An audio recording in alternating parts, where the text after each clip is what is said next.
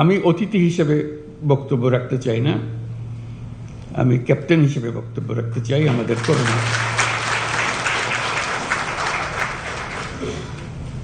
কাজ কি, আমাদের একেবারে হাতে গোনা মাপা জিনিস।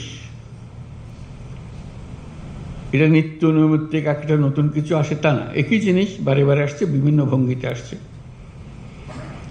সেগুলো আমরা কে কিভাবে করছি, কি হলে আরো ভালো হতো, কোঅর্ডিনেশনটা কিভাবে হতো, ক্যাপ্টেনের সিগন্যালটা কিভাবে ফিল্ডে যেত, গেলে ভালো হতো, এগুলো নিয়ে আলোচনা।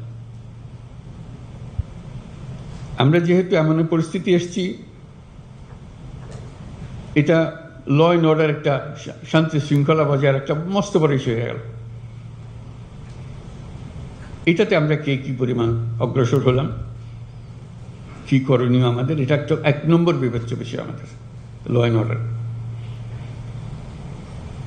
এটা যাতে আমরা বিফল না হই, কারণ এটাতেই